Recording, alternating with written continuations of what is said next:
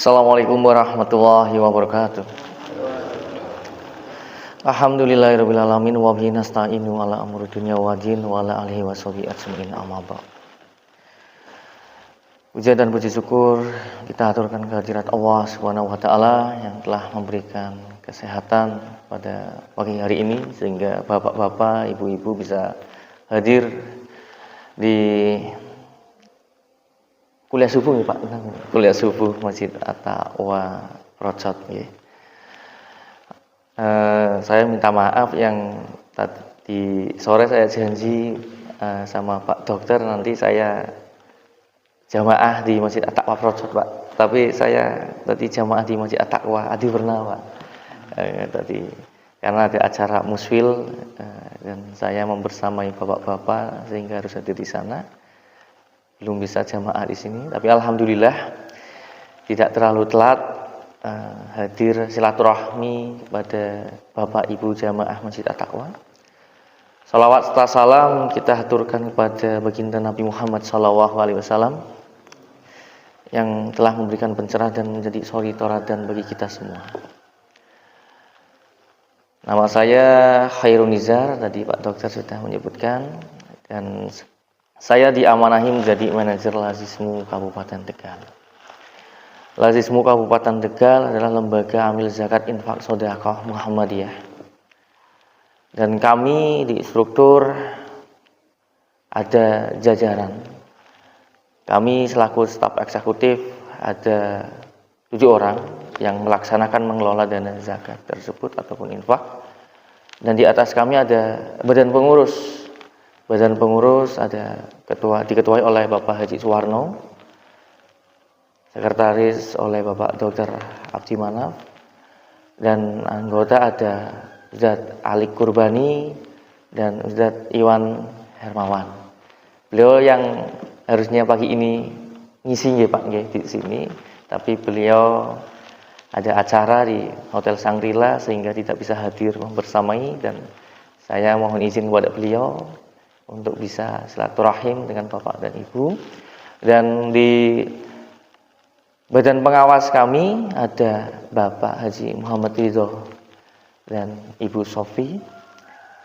Dan kita juga ada Dewan Syariah yang terus mengawasi kami dari sisi syariahnya tentang pengelolaan dana zakat ini, apakah sesuai dengan syariah ataupun tidak, lewat penghimpunannya, lewat penyalurannya.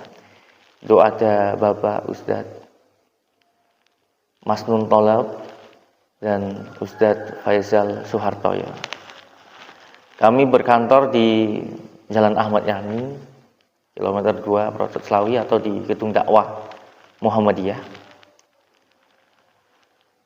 Dan kami juga setiap hari Senin sampai Sabtu, tapi pelayanan lewat media sosial kita selalu pas respon untuk menanggapi kalau ada pengajuan. Dan kami selama dari tahun 2017 ya Pak, 17 sampai sekarang alhamdulillah tetap eksis menghimpun dana masyarakat, dana zakat, infak maupun sedekah yang kita kelola dengan baik sesuai dengan syariah yang ada, karena memang ada Dewan Syariah kami. Dan alhamdulillah selama kurang waktu dari 3 tahun sebelumnya, dari tahun 2018 sampai sekarang kita teraudit, baik audit secara internal maupun eksternal. Jadi pengelolaan lembaga kami ini diawasi oleh internal kami maupun eksternal kami, sehingga kita benar-benar apakah lembaga ini menyalurkan dana zakat maupun infak sesuai dengan syariah atau sesuai dengan peraturan perundang-undangan atau tidak. Dan alhamdulillah kami mendapatkan audit dan alhamdulillah hasilnya adalah wajar tanpa pengecualian. Lazismu Kabupaten Tegal ini tadi sudah sedikit disinggung oleh beliau Bapak Dr. Abdi Manaf, ada beberapa program yang dijalankan oleh Lazismu. Ada 5 bidang pendidikan, ekonomi, kesehatan, sosial kemanusiaan, dan dakwah. Kami mengajak Bapak Ibu yang bisa menjadi donatur kami, karena ada beberapa program di bidang kesehatan yang sangat urgensi bagi kami, yaitu di layanan ambulan gratis yang setiap hari kita melayani mereka, para kaum duafa, Ustadz Afin, yang memang mereka terkendala masalah biaya di layanan ambulan gratis ini. Jadi perlu diketahui Bapak Ibu, ada beberapa pengajuan di kami di Lazismu Kabupaten Tegal. Mereka yang sakit sudah mendapatkan BPJS, namun harus dirujuk ke rumah sakit Semarang ataupun Purwokerto yang lebih jauh, sehingga mereka terkendala dengan masalah akomodasi transportasi untuk datang ke sana. Dan kami hadir memberikan layanan ambulan gratis tersebut. Kami memfasilitasi mereka lewat pengelolaan dana ZIS tersebut untuk memberangkatkan mereka untuk berobat rutin ke Semarang maupun ke Purwokerto. Jadi problem di masyarakat adalah mereka sudah terbackup oleh BPJS, tapi dirujuk ke rumah sakit luar kota, mereka tidak punya anggaran. Tapi kami mengikhtiarkan lewat pengelolaan dan mengajak para donatur bahwa ini loh ada sasaran yang tepat yang mendapatkan dana zakat maupun infak tersebut, sehingga dana ini diberikan kepada orang yang memang tepat sasaran lewat pelayanan ambulan gratis tersebut. Dan kita rutin, bukan cuma sekali permohonan kalau mereka datang ke kami, karena kami ambil sebagai penjembatan antara muzaki ataupun donatur bertemunya dengan penerima manfaat. Dan alhamdulillah lewat pengelolaan ini mereka alhamdulillah mendapatkan pelayanan yang baik, dan alhamdulillah ada juga dari mereka yang sudah mulai progresnya sembuh dan lain sebagainya. Tapi ini bagian daripada ikhtiar, dan kesembuhan hanya milik Allah. Begitu juga dengan pelayanan kami untuk memberikan biaya pelunasan maupun biaya peringanan kepada mereka yang tidak memiliki jaminan BPJS di rumah sakit. Jadi kami kalau ada permohonan pada Lazismu, kadang mereka ngapunten Pak, saya pengen periksa, kebetulan penyakitnya sangat komplikasi dan tidak bisa ditangani, tapi kami tidak memiliki biaya yang di backup oleh BPJS karena tidak mendapatkan BPJS gratis oleh pemerintah.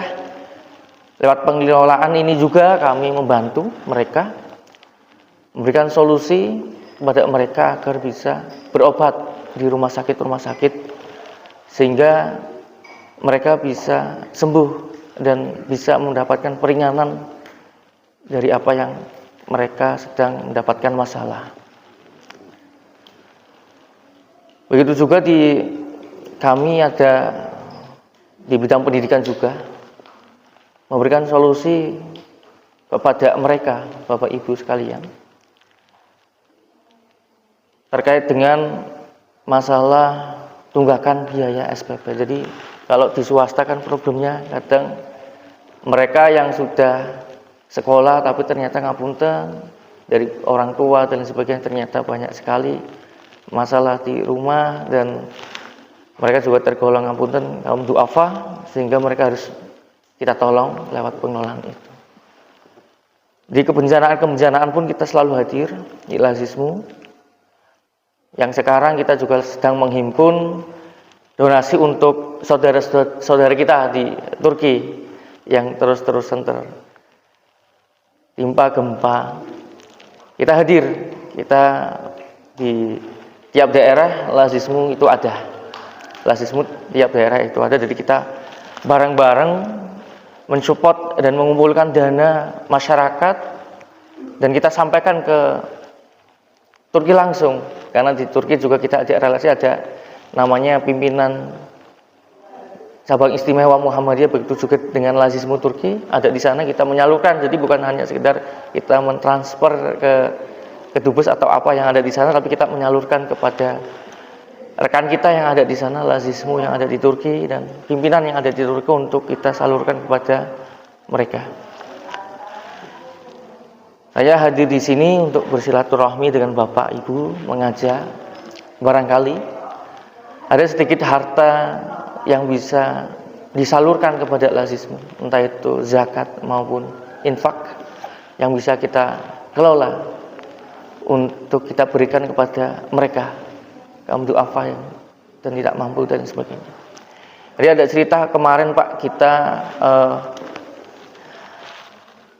ada ibu 3 orang anak yang ngapunten, dia itu sudah ditinggal sama suaminya dan ngapunten ditelantarkan oleh orang tua mertuanya. Dia domisilinya aslinya ada di Lombok Pak, 3 orang anak ada di Lombok. Datang ke kantor, Mas ngapunten saya di sini ini disuruh pulang oleh orang tua mertua maksudnya yang ada di sini. Dan saya sudah tidak dinafkahi oleh suaminya. Dan kita terima dengan baik. Ternyata kita telusuri, ternyata ini memang membutuhkan, atau kalau di asnaf zakat ini Ibnu Sabil yang benar-benar membutuhkan. Jadi ada beberapa pengajuan Ibnu Sabil yang mereka benar-benar pengen pulang ke tempat atau ke rumah mereka, tapi terkendala biaya. Kadang kita cross check karena ada beberapa yang dalam tanda kutip hanya mencari uang, tapi bukan yang benar-benar mereka butuh. Kita biasanya bersinergi dengan dinas sosial untuk mengecek keaslian apakah memang beliau ini benar-benar pulang ke tempatnya atau tidak. Jadi kita cross check permohonan itu dengan dinas sosial, dan alhamdulillah setelah kita cross check memang benar beliau ini memang asli orang Lombok dan harus pulang dengan 3 orang anak karena di sini tidak punya siapa-siapa lagi, sudah ditelantarkan oleh mertuanya dan ditinggalkan sama suami. Dan kemarin alhamdulillah atas ikhtiar kami lewat amanah yang diberikan oleh para donatur ataupun muzaki kami, kita mengantarkan langsung ke terminal, komunikasi sama dinas perhubungan yang ada di sana, dan kita memberikan jaminan bahwa ini adalah penerima manfaat lazismu, dan tolong kepada dinas perhubungan agar bisa mengantarkan mereka sampai ke Surabaya yang nantinya dilanjutkan ke Lombok. Dan kita mengantarkan langsung Pak. Kemarin datang ke kantor dengan Gojek, dan di Gojek pun beliau minta tolong untuk diantarkan ke lazismu, bahwa saya benar-benar membutuhkan. Terus kita akhirnya beliau kita hantarkan ke terminal, dan di terminal itu kita komunikasi sama dinas perhubungan.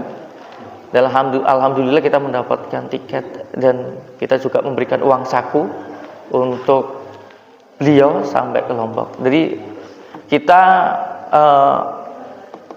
memberikan dana itu, dan kita punya prinsip bahwa dana yang ada di kita, dana zakat, infak maupun sedekah adalah amanah dari para donatur atau muzaki, sehingga kita bukan cuma memberikan kepada mereka yang membutuhkan, tapi benar-benar memberikan solusi bahwa ini harus kita harus antar bahwa kebutuhannya adalah ini, bukan serta-merta kita hanya memberikan bantuan, monggo ibu ini kita sudah bantu, ibu silahkan bisa cari transportasi sendiri, tapi di lazismu tidak, karena ada amanah yang perlu disampaikan kepada mereka lewat kita, sehingga kita harus mengantar dan memberikan pelayanan kepada mereka, karena dana yang ada di kita atau dana yang di sebagian harta ataupun sedikit harta Bapak Ibu adalah milik mereka, para penerima manfaat, du'afa, fakir, miskin dan sebagainya.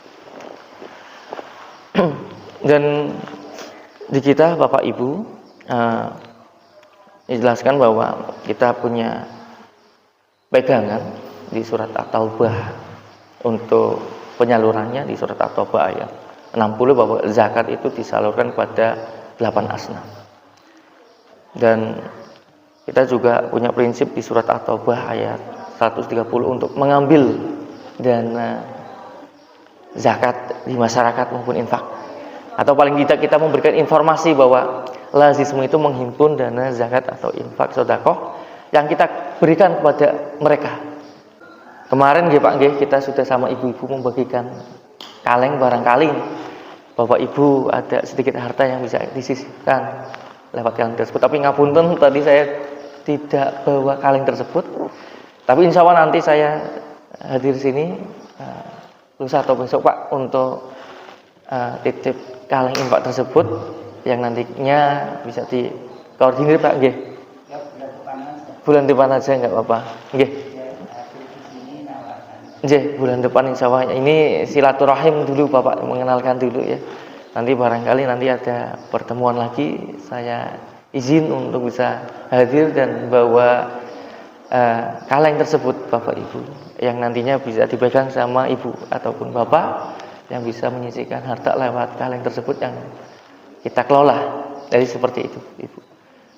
Mungkin sekian, barangkali ada pertanyaan Bapak-bapak, monggo. Kalau cukup jelas, saya mohon maaf bila ada kata yang salah kami terucap. Bila bisa bil haq fastabiqul khairat. Assalamualaikum warahmatullahi wabarakatuh.